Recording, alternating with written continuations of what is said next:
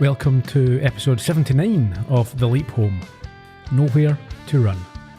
In this week's episode, Sam has to help a fellow veteran of the Vietnam War begin to come to terms with the life-shattering injuries he's sustained. Placed together on a ward to recuperate after their return to America, Sam has to learn how to navigate life with no legs, while also finding a way to deliver hope to his suicidal comrade. With a comically villainous orderly to deal with, and an amorous volunteer on his tail, can Sam make the difference, or will the war claim one more victim?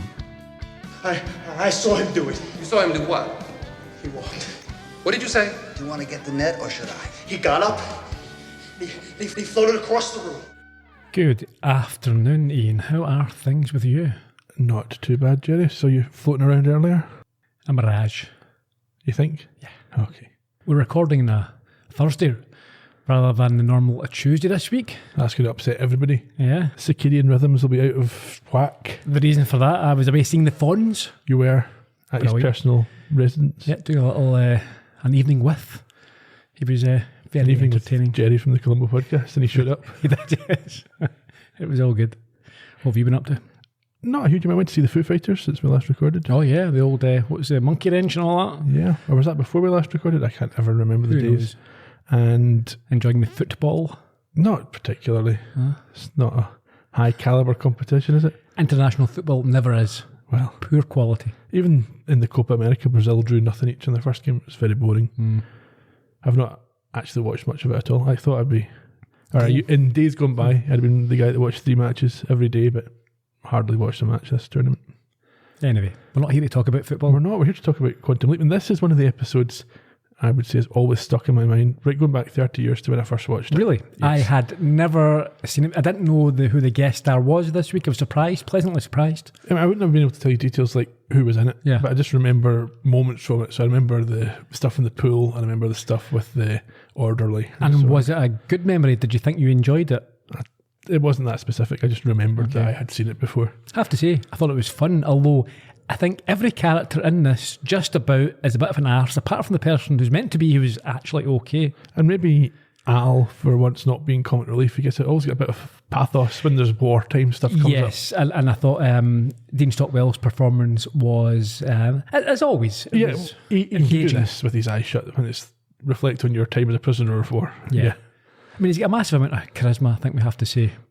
Riz, as they say these days. Is that what they say? Apparently. Right. Yeah, I've heard that used. I was never sure what it was. It's short for charisma. Been upsetting my son recently by using it in conversation. Yeah. He doesn't like it. Yeah, need to be careful you don't mix it up with jizz. Anyway, you got any socials for us? I do. As usual, we are at Leap Home Podcast on Instagram, Twitter, formerly known as X or whatever it is, Facebook, all the others. Show notes are at theleaphome.com. And if you cannot wait one more week for next time's episode, head to our YouTube channel, Columbo Podcast Productions, where you will find it is already available. Okay, are you ready? Let's crack on.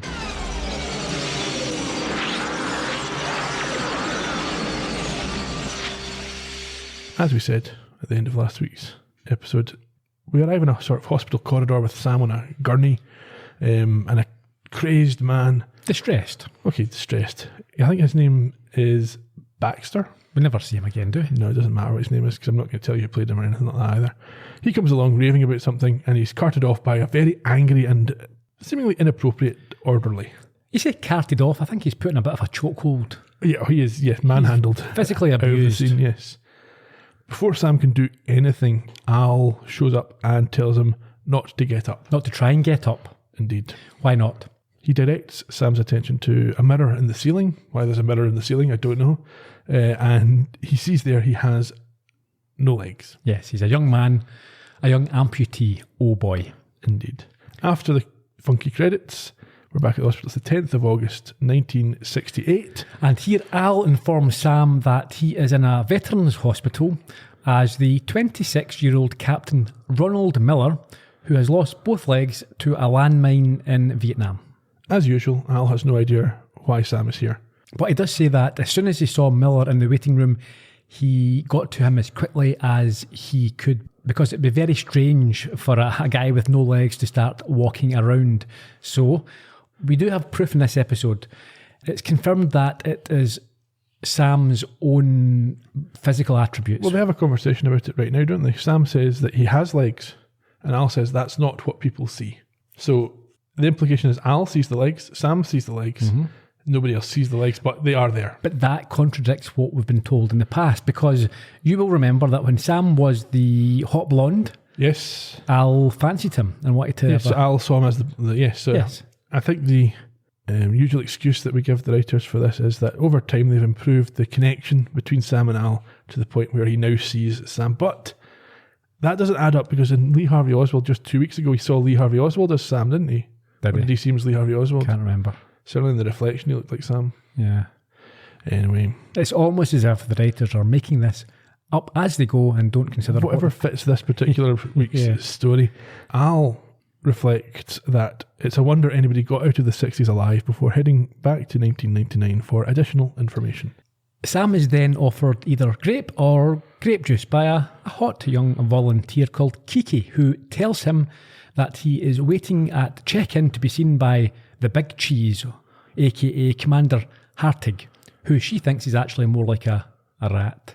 That's quite a harsh assessment, as we will come to find out. I think so. I think in terms of behaviour, there's more reason to call hers into question than his. I like Kiki. She's got a good sort of bit of moxie about her. Yes, but that cannot... we can't overlook... We'll come to her yeah, we will. Okay. indiscretions later on. Sam, at this point, asks when she thinks he might get in to see this Hartig, and it happens immediately. Yes, he's called through, and the commander asks him how he feels about losing his legs.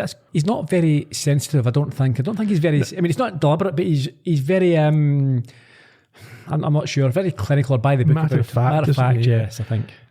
Yeah, Sam responds by asking how he would feel, but of course the problem here for Sam is he hasn't lost his legs. He can't answer the question. He doesn't know what it feels like to lose your legs. No, but it's reasonable to assume that you'd be sort of devastated. Yes, but instead of that, Sam gets defensive, which leads to Hartig taking issue, because he doesn't like Sam's attitude, I don't think. No, I think he tells him that he's a lucky man compared to the survival rates in previous conflicts, but that's, I suppose, not really how you should be looking at things, or you wouldn't be if you were the victim. Well, if you look at it statistically, you may have lost your legs, but this is something that always gets me, though, about these stats. So they talk about survival rate, but Billy, who we meet later, has survived. Sam has survived. Of course. So according to the stats, they're just... Well, in the same position as someone who is uninjured completely. Of course, and we see that on a daily basis in terms of governments and politics, how they can manipulate figures to... Oh, yes, there's no waiting lists anymore because we've abolished waiting lists and we've now called them lines. Yes. The commander says that American technology is the key to victory. It's a little bit Starship Troopers for me, but there you go. Sam declines to respond, and Hartig goes on to tell him that he is there to be made functional again. It's that sort of language. They don't set his expectations too high, telling me he's going to have a relatively productive future, which Sam isn't particularly excited about. He then, I think, absurdly, unintentionally insults him by stating that after a while, he will consider his injuries a price worth paying. I'm not sure he will. No. Well, I suppose he might if he thinks that the American national glory is wonderful, but they didn't have any national glory. They're not going to get any out of this, so he's not going to find it. I think we can see in this scene that there's a certain attitude that Sam has towards the prospect of losing. He feels a certain way about this already. He is very defensive. He is very concerned. He's very dubious about any positive commentary. You get the feeling that Sam thinks it would be a terrible thing to lose his own legs. But that will obviously be massively informed by Sam's knowledge of the situation, the fact that the war doesn't end in any positive outcome for America. Anyhow, Hartig at this point calls for a wheelchair and tells Sam that there's nobody to blame here. And as they wait, he has more worrying news for him. Oh, yeah, he's got a wife who's being flown in, and then casually instructs him to hang in there. Yes, he says you'll be surprised what a person can do when they have to, which is a line that Sam repeats back to him at the end of the episode. After this, he is pushed away in his chair by Kiki, who is telling him that she volunteered to help pass the time while she waits for her little brother Bobby to return from Vietnam after 2 years of being missing. Is that right? Well, he's MIA still. She's not expecting him back. She is I presume, assuming he's not coming back at No, I this stage. thought, I think it's the opposite. I think everyone knows that she's trying to fool herself. Okay, yeah, but there's not any reason for her to think he's coming back, is what I mean. No. He's still MIA. No, but Sam, he seems to realise that this probably won't be a happy ending. And we find out that I think he went missing on a patrol. So she says. Kiki then changes the subject and then ends up performing some sort of woo on Sam. So how long has it been How long has what been? since you've seen your wife? Oh, well, I checked your chart. I hope you don't mind. no, it's fine. I just kind of lost track of time a little bit, you know? She's glad to have you back. Yeah, well, I don't know. I'm not sure I'm exactly what she was expecting. X-ray technician on call. Please call the emergency room. X-ray technician. Give me your hand. Call the emergency room. Come on, I won't hurt you. Wait a second, you read palms? 100-year-old Gypsy King taught me. Maybe he's closer to 80, but he was definitely a king. How could you tell? He had a crown. Of course you did. This is incredible. What? I've never seen a lifeline this long. We've got enough here for 2 people. Maybe more. This isn't an accident that you're here. You're on a mission. Someone needs you.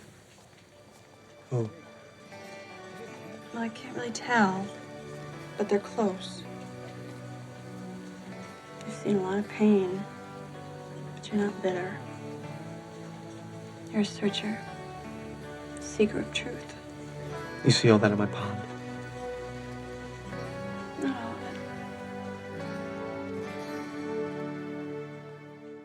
I think what we can take from that is she doesn't read palms and is just flirting with him. You think? I think so. Even at the end, she has not all of it. She's not actually giving him any kind of a reading. She's just using it as an excuse to be intimate.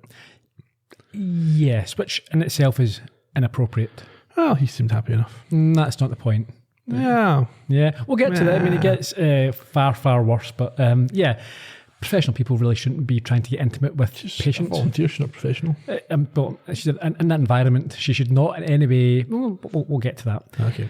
I mean, I think what I will say just now is that this episode is an addition for her role in Horrible Bosses. Well, there's certainly some similarities, Yeah. aren't there?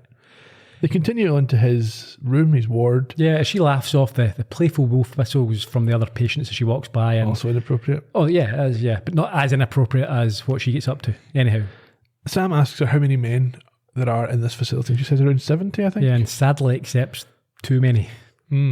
When they get back to the ward, they see that Sam's roommate is a man called Billy Johnson, who is arguing with his partner. Yeah, they watch as he, from this prone position in his bed, he gets upset with his girlfriend and insists that he doesn't want her coming around anymore. I assume this is him saying that I don't want you to have to deal with this, but he's trying to frame it in a way that makes her not feel sympathetic so she doesn't come back. Yes, of course. He's pushing her away. Yes, without a doubt. Because he wants to protect her, not because he's some kind of villain. Yes and no. I mean, I think maybe he's also feeling very sorry for himself. Almost certainly. Yeah. And probably has some kind of PTSD, as we'll probably get Yeah. to. She tries to get him to understand that she still loves him in spite of his injuries. But as I say, yeah, he's feeling a bit sorry for himself, understandably so, and trying to shut her out. And rather than turn away or enter overtly, Sam and Kiki reside in the doorway watching them. It's quite They awkward. just kind of stand there for a bit. don't watching this argument unfold. they? And as soon as I think the woman, what's the woman's name? Carol, maybe? Yeah. As soon as she sees them, she basically hightails it and tells Billy that if she leaves, she'll not be coming back, and he's happy with that. Kiki follows her out as Al arrives with this very shallow disbelief that anyone in their right mind would dump a woman like Billy's girlfriend. I think, yeah, well, again, like we said, I don't think he's doing it because he's not attracted to her. Yeah, but it's even like, oh, but she's hot. I mean, yeah, you're mentally all over the place. You don't really, and physically you can't do anything about it anyway. So Yeah. he doesn't understand how.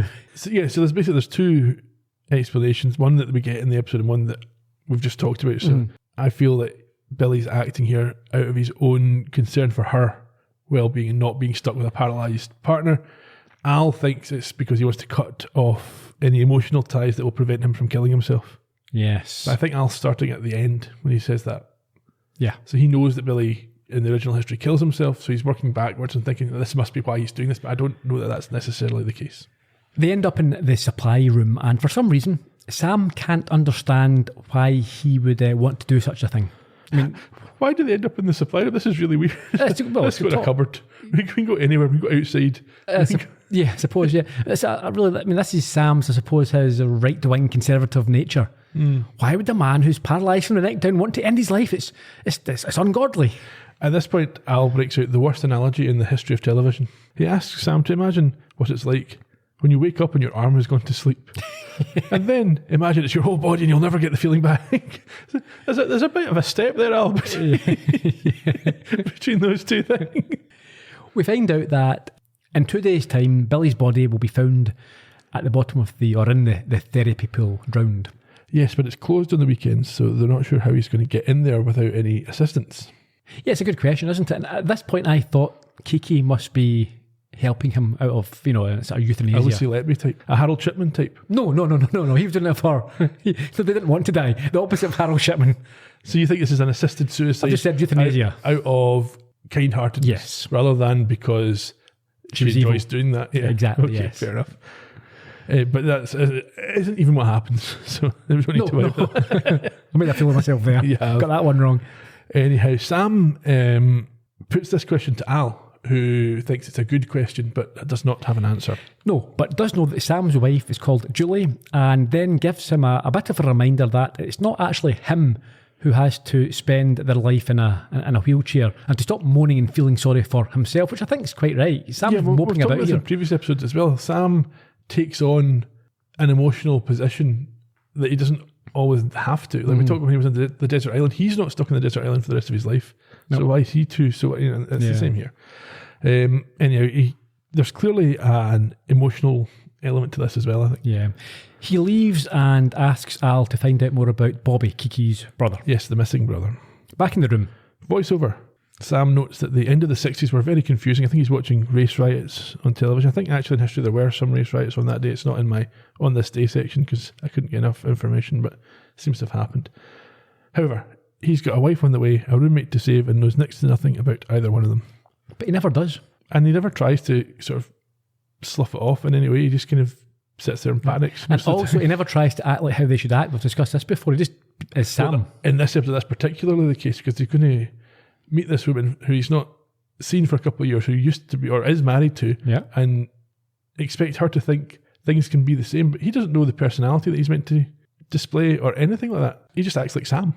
Anyway, in the room, he introduces himself to Billy, but puts his foot in it when he tries to make small talk. Billy's not really that interested, but eventually opens up a little bit, saying that he's counting the holes in the ceiling. Oh, yeah, that's boredom. Yeah, that's true. He's named them as well, he says. But he's not interested in discussing his personal problems with Sam. At this point, the very perky Kiki enters, and after a bit of banter helps Sam unpack, but they both take a pause when she pulls out his now unnecessary sneakers. Yeah. The uncomfortable atmosphere is broken when an officer arrives to inform Sam that his wife has arrived. Yes, so we now go outside where Sam is being wheeled around by Julie, and he takes a gamble on something that might be true. What's that? He asks if she's changed her hair. Yes, which leads them to agree how changes are sometimes for the best. So they're obviously talking around the subject about how their personal situation has altered. It's very quickly apparent that Julie is not comfortable. Yeah, and see, Julie doesn't... This isn't just a nice way of treating someone in this situation. And I'm not saying she that... She stands with her back to him. Yeah. It's rude. It's extremely... She must understand the trauma that he has went and is going through. And even if your intentions are to, change your personal relationship, at some point, you don't have to make this clear on day one. Yeah, you could be kind to start with. And you'd think that the fact that she does want to divorce him would make it less of a problem for her to face him in this scenario. Because it doesn't really affect her as much as it otherwise would because she's walking away. Anyhow, she talks to him about how their friend has died in a helicopter crash and that once his mother recovers from her stroke enough, she'll be out to visit him as well. And then she starts crying. Yeah, she fights back tears as Sam asks how she's coping, but She then breaks down and leaves, which is witnessed by the returning Al. He told us the war was over when we left the jungle. She couldn't even look at me. Give it time. You know, it's not like you came home with a bad haircut. I'm not sure she's gonna come back, Al. Then you better go after her and get her. Because I've been doing some checking. It turns out that Miller went on and had 3 sons. And the oldest one followed in the old man's footsteps. Sorry. You mean he joined the Marines? Right out of high school. And he barely finished basic training when they sent him to fight over in the Gulf War. Now, the thing is, while he was there, he saved the lives of his entire tank crew. Well, then I have to patch things up between me and Julia, or else... That's right. No son and all the guys in the Gulf die. So you've got to make this marriage work. Okay, what about Billy? Well, Ziggy hasn't had any luck in determining a time of deaths. So, well, you just keep him away from the swimming pool. Of course, the swimming pool is exactly where we find Sam rehabbing, and he watches as the reluctant Billy is winched in and floats beside him. This is quite grim. Yes. It's one of these things you'll be getting better whether you like it or not. Yeah. At this point, the orderly from earlier, a guy called Holt, chucks some abuse in their general direction about rubber ducks and stuff like that, and Sam glares in his general direction as Billy drifts towards him. Yeah, so he's now got this vulnerable captive audience, and he decides to bring up his girlfriend and how he is deliberately trying to scare her away. I'd be thinking, you've only met me like for 2 minutes. Why leave me alone. You don't know anything about me, you don't know anything about what I'm doing. Yeah, so Sam makes this point to Billy that, oh, of course you don't want to get to know me, you might like me and then not be able to kill yourself. It's just this quad psychology, isn't it? This 101 stuff. Yeah, Billy quite rightly asks him why he's so interested. And Sam just turns it around with a almost abusive line, saying, the real question is, why aren't you? Yes. Yeah, that's going to cheer him up. That's a great attempt there, Sam. However, Billy eventually succumbs and tells him that the pair were childhood sweethearts and describes making love all night. Now, this cliche of making love all night, that sounds like an awful lot of hard work. No one likes it. And they see in the end, it chaffs, it hurts, it's tired. No one wants to be making love all night. No. Well, maybe he's not counting the part when he was sleeping afterwards. Yeah, maybe a few times per night with lots of rest and sleep. Just once. Once all day. All night, that does say. It's fine, we've done this. Fair be reviewing. I like a bit of exercise, but you wouldn't want to go out running all night, would you? No. Well, some people do. Anyway, Billy explains to him about this cabin that they were at while they were doing that. And you can't get there anymore, even in a wheelchair, because there's rocks. Yeah, and the fireplace. I think Sam says, oh, there are other fireplaces you can do it in front of. They were going to get married there. Yeah. But Sam's sure she'll understand. But Billy says she shouldn't have to. So this is where I got the idea that he was pushing her away for her own benefit. He says he died over there, not her. And Sam's like, oh, you're not quite dead. Yes. And at this point, they're interrupted by a scream from another swimmer who is, I think, he's a fellow patient. He slipped out of his harness. I thought that was an attempt to kill himself. Well, I don't know if he's capable of doing that or not. Yeah, maybe. I thought this is where Billy gets the idea from. It pans back to Billy and there's a light bulb above his head. Back in the room, Al is berating Sam for letting Billy go into the pool, but he rightly points out that he's not saying what happens. He's not in charge. Yes, and they have this conversation again about how everyone else sees Sam while he's here. Yeah, because I think Sam, for some reason, he wants to turn up his trousers, and Al says that it doesn't matter as everyone else sees Miller. So they see turned up trousers even if Sam doesn't turn up his trousers? Well, that's it. You're going to see floating legs, or do they not? Do they see his cut off? Well, we see it later on, don't we? We can chat about it when we get there. Okay. Anyhow, yes, he's getting ready for this date with Julie. I don't know why she's agreed to see him again after all the palaver earlier in the day, but Sam's worried because if he goes on this date with Julie, Billy might kill himself. But Al tells him he must go on the date and he will keep an eye on Billy. But yeah, you can keep an eye on him, but what are you going to do? Yeah. He asks Al if he has found out anything about Bobby and is told that he was a special forces guy doing some very dodgy work for the CIA, hence why they can't find him. I think Bobby probably deserves what he got. Well, he talks about he's doing political assassinations in the 60s. So too bad. He's a bad guy. He's going out there killing communists. Yeah. He also implies that this guy's still missing in action in the future. Is he? Well, there's no record of him ever coming back. Yeah, maybe a false name or a false identity. I don't know. Certainly, nothing that Al can find. So we then get this, this extremely uncomfortable and awkward scene. Yeah, Sam's got a sore shoulder. Yeah, and he's top off. Because he's getting changed. Yes. Kiki arrives and there's no other way of saying it. She starts to massage him from behind and it looks like he's about to get a hand job. Maybe. She starts rubbing his shoulders, which is fair enough. He's got a sore shoulder. She works there. No. I mean, is that part of her job? Is she I don't think a masseuse. She's not qualified. She knew what the oil was. I'm sure she did, yeah. Let's look at this the other way. If Sam had leapt into a volunteer and there was a female, and Kiki was a female patient, and Sam decided without being asked to, I'm going to start massaging the back of you and get very close and start progressing my hands down your chest. Well, that's a bit different because Sam's chest is not an erogenous zone. It's not, yes, it's not. Okay, this happens today, you get sacked. Maybe. I mean, don't get me wrong, I would like Kiki to be doing this. Again, you're doing your thing again. Well, this is the thing we've said before where you think it's okay for the man to be the victim. He's not a victim. He's a victim of this person. I mean, he's extraordinarily mentally and physically vulnerable. He's in a wheelchair. His head's all over the place. He's probably got a PTSD. And this woman who's clearly got a kink for, David Cronenberg amputee kink, is taking advantage of that. It's extremely, extremely dodgy behaviour. I think it's inappropriate, but it's not. Worse things happen. As long as you use that line, any type of vulnerable and physical threat, worse things happen. Oh yeah, you only felt the woman walked by, just give her arse a bit of a smack. That's nothing. That's nothing. No, all sorts of unacceptable and inappropriate behaviour is wrong. He is a very, very, very vulnerable person. He's certainly a very, very vulnerable person. That's true. But again, we know your opinion on these type of things.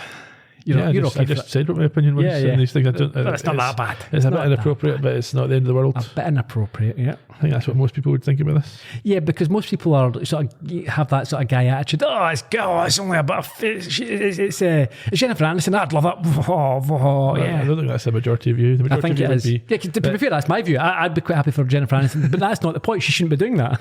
Well, anyway, okay, we can agree she shouldn't have done it, but also that it's not the end of the world. Oh, it's not the end of the world, no. Julie, however, shows up to interrupt this before it goes anywhere. Okay, now, I had to go there at Kiki for her horrible behaviour, horrible boss's behaviour. Sam is just as bad. Or not just as bad, but Sam is also bad in his own way because Sam is just being selfish and inconsiderate because Sam enjoys Kiki doing this. Sam has not considered that the person he's leapt into is a married man who we have to assume doesn't want to cheat on his wife. I'm not sure that Sam had any input into what happened with Kiki. As soon as he was closing his eyes and going, "Oh, that seems quite nice." That was an immediate reaction. He only had a few seconds. No, listen. If she didn't walk in, this was going further. Sam might have said, because you know what Sam's like, he's very conservative. He would almost certainly have said, hang on a minute, no, I need to go back to my wife. Well, I'm not sure. He didn't seem to be... we didn't see it, I agree with that, but I think from what we've seen from Sam in the past, it wouldn't have taken him long to realise, hang on, I shouldn't be doing this. Are you sure? But Sam, if he does fancy the person, he has been known to go all the way. I'm not sure that Kiki's that vulnerable though, is she, at this point? Anyway, Julie shows up with a new attitude, but not any better of an attitude. She's still irritable. But she can look at him now. No, but very good reason now. She should be really irritable. Well, not when you hear what she has to say. What's that? We'll find that later on. Okay. Anyway, this is a really awkward moment where the two of them pretend nothing was happening. Yeah. And she's watching going, yeah, I know what was happening there. And then there's an oily handshake. Yeah, that was great. I enjoyed that. Before Kiki scuttles off with her head, it was only oil. Her tail between her legs. Yes, give it 5 more minutes. Julie is disgusted by this oil, and she makes a face that would curdle milk before making a huge show of getting this napkin out her bag and wiping her hand. Yeah, and Sam has to try and pretend there was nothing unbrandable happening at all. What do you mean? It was a perfectly innocent encounter. Did you notice I've got no legs? No legs. So we catch up with them at a hippie bar. Julie doesn't want to go in here. No, I think, it's full of commies. Yeah, hippies in 60s America would have the reputation of being, it's very subversive, I suppose. Go off to try and free lover. Exactly. We've got a singer performing Eve of Destruction, and they sit at this table where Sam again pretends that he didn't realise that Kiki was hot before explaining that she's a volunteer. and tells Julie about Bobby. Did you hear Sam's line about why they should go into the bar despite the fact Julie's uncomfortable? What was that? He says, we're all Americans. That's a bit odd. Yeah. How's that got to do with anything? There's lots of Americans you don't want to sit in a bar with. Yeah. Anyhow, Sam tries to apologise for what happened earlier on when she was very rude to him and he didn't do anything wrong. Yeah, I'm not sure why he's apologising, yeah. I think because he feels he has to repair the damage. Yes. And women like it when you apologise to them. They have to. But they're interrupted. Well, yeah, I think he says we'll try to get back on track, a relationship, or try and start over again here. But they're interrupted by a hippie who spills a drink on him and is shocked at his lack of legs. Yes, he kind of freezes and then says peace and then pieces out. And after this, Sam he gets more serious and tells her that he hopes they can still be a family. Well, he's missed the signal that she gave him about 2 minutes earlier when she says, I've been going over and over things, which is never the start of good news. No, I've been having a think about things. And they're fine. Everything's okay. We'll crack on as before. It never happens, does it? No. Whenever you ever think it, if you tell someone you had to think about things, yeah, that means you want to change. Yes. Yeah, I think he actually, and he also says, yeah, so you still want kids, yeah? Yeah, I never said I wanted kids. Yes. So this is it. She asks him what he was hoping for when he says this isn't what I was hoping for. And he says he was hoping to show her that everything was the same. But despite the fact that was what he was hoping, he didn't make any attempt to work out the personality of this person that he's meant to be, or how he behaves with his wife. Is he a joker? Is he well, serious? In fairness, how would you know that? How would you work that out? I know, but then how can you persuade her things are the same without that? But also, I think it's reasonable to assume that even if you were a bit of a joker before, if you come back You're from that, now. you've lost your legs, you went through a trauma, you'd been safe enough ground to act a bit sad. Yeah, probably. But he's not really, cracking he's jokes. not really acting sad though, is he? He's just acting Sam. Yeah. So he senses her discomfort at the talk about having kids. Yeah. And then points out with a smile that his condition is not hereditary. I'm not sure her thoughts were that kids won't have legs. It's more along the lines of... No, I don't think he's joking. I think this is a snarky comment. Okay. Because she's shown this disinterest and yeah, he's at this point kind of biting back at her a little bit. But she's not ready to consider this and instead excuses herself and goes to the bathroom. Meanwhile, back in the room, an emotional Billy looks at an old photo of himself and of Carol, while an equally impassioned Al wishes that he could hear him. It's all right to be angry, you know. Things happen to all of us over there that are hard to live with. But we didn't start this filthy war. We just fought it. That's what soldiers are for. They fight. And I bet you think nobody cares, but that's not true. Because I care, and Sam cares, and whatever it is that's jumping us around in time cares.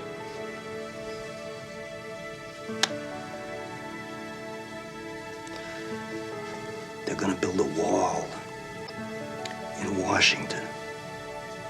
And they're gonna carve all these names in it of all the victims of this lousy war. Don't add another one to it, huh? There's so many, there's too many.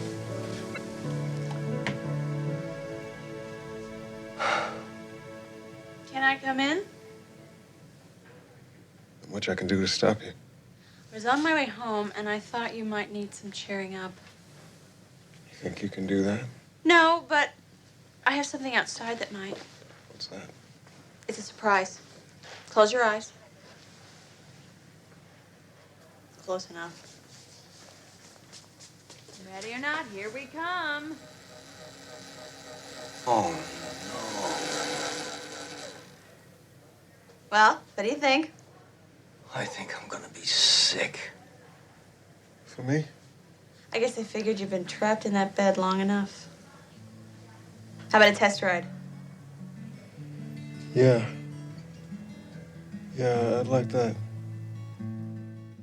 So as we said, brilliant performance there by Dean Stockwell. However, I would suggest that what he said wasn't quite accurate. They're going to build a wall and put all the names of all the victims. Well, not all the victims, are they? Just the American victims. that's true. I don't think they would add this guy's name to the wall if he killed himself in the hospital in America. Exactly. Anyhow, a frantic Al centres on Sam. Obviously, he knows that he's we now should got... say what Kiki's brought in for Billy here. I don't think it was clear. Right, it was a sex machine. Yes. No, it wasn't. What was it? An electric wheelchair. Yes. So he's now got wheels. Yes, he did sound quite upbeat about that at the end of that scene there. Yeah. So But as Al's, I said, Al's concerned. yeah, he centres on Sam to tell him that he's heading for the pool. Julie returns at this point from the bathroom, and Sam tells her he needs to go.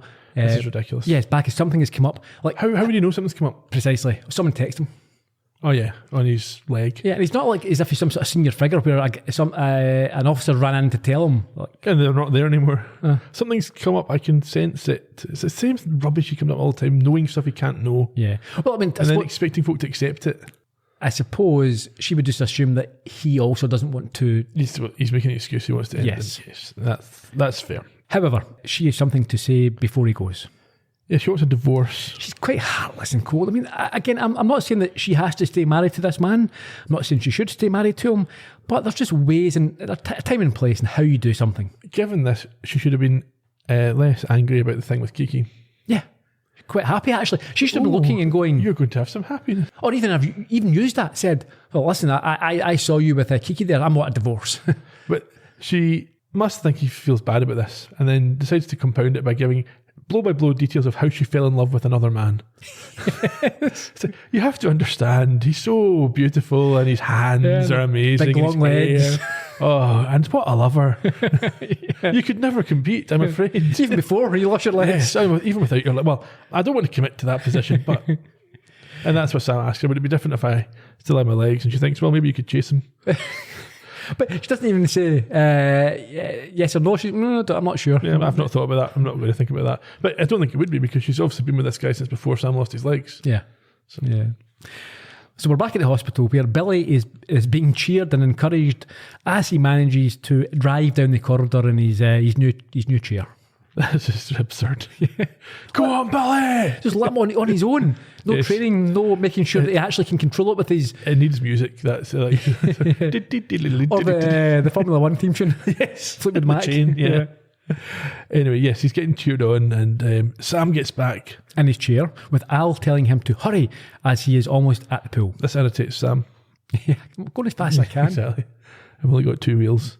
However, he is stopped by the scumbag orderly Yes. who pushes him back to the room and chastises him for leaving his floor after dark. This is not a prison. Why is he acting like this? He reminded me a bit of the dodgy orderly from Chain Theatre? Is it no? Shock Theatre. Yes. But yeah, no, there's no reason for him to behave this way. He also hates the soldiers. Yeah, because even in their condition, they can still pull Jennifer Aniston and he can't. I feel like maybe he was bullied at school by people who went on to join. But then it might also be that there's some reason he wasn't able to go to Vietnam because obviously he's not a veteran. Could be a coward. He could be a coward, bone spurs, who knows. But he's also got a complex about him. Yeah. And he's tried to take it out on Sam here. He puts him in bed and says that a few days stuck here will remind you who's in charge. What? He's not suitable to Yeah, work what do in you a mean place in like charge? this. You're not. No one's in charge. I'll leave if I want. I'm a patient. I'm not an inmate. Sam clearly doesn't have any time for this, so for some reason decides to explain about Billy using knowledge he couldn't possibly have. And he then arises from his chair, I think with Al's blessing. Well, before this, though, Holt says that he will check the pool, but not until Monday. Scumbag. Yes. So Sam then talks about a commotion in the corridor, and when Holt sticks his head out the door, as you say, with Al's encouragement, Sam rises to the occasion. Very satisfying. He knocks him out with a punch. He does, and when that happens, Sam tries to run out the room without his wheelchair. But he gets back into it and speeds off to the pool where he sees the distraught Billy on the edge, preparing to drop himself in, and he doesn't accept that the war is over for him. I was an all-state halfback in high school. I scored 15 touchdowns my senior year. My body was perfect. And now I can't even feel it. Well, you still got your mind. Do I? Sam, I think you're losing them. You know, you're not the only one hurting around here. My wife just told me that she wants a divorce. She said she met someone else, and that things aren't the same anymore. She's right. They're not. We're not. Things won't ever be the same again. Nobody could go through what we did and never be the same. But that doesn't mean that we don't count. You don't get it, do you? This war don't mean nothing. It never did. They gave us the prettiest guns and the biggest bombs, but they didn't give us a chance. I lost everything. And in a few years, nobody will even remember Vietnam. And we have to remind them.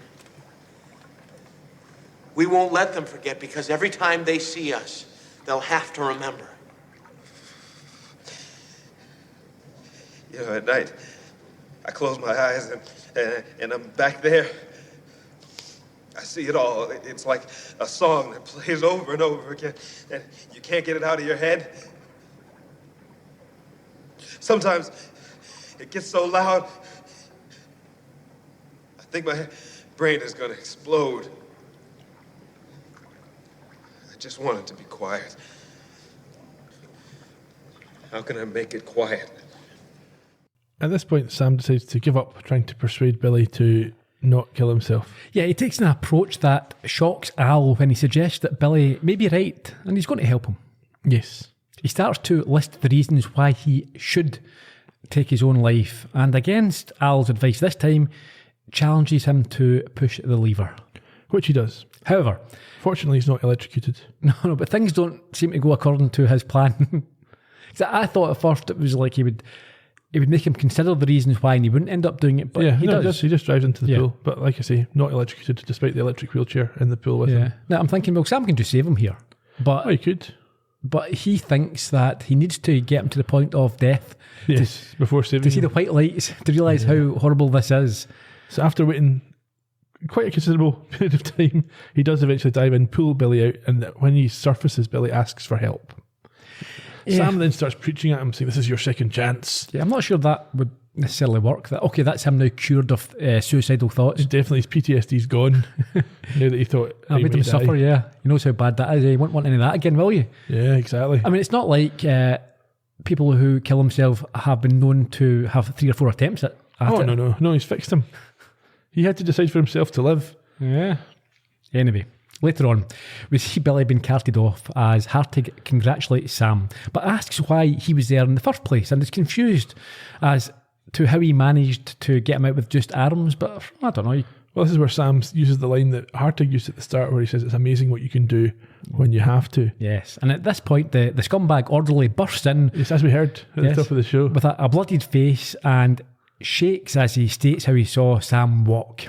Of course, Hartig dismisses this as nonsense, which causes him to grab his senior officer and shout in his face. Yes, Hartig tells Sam that some people can't handle the stress, and he has Holt dragged away. Yeah, presumably put in the bin somewhere. He calls him a piece of garbage. Yes.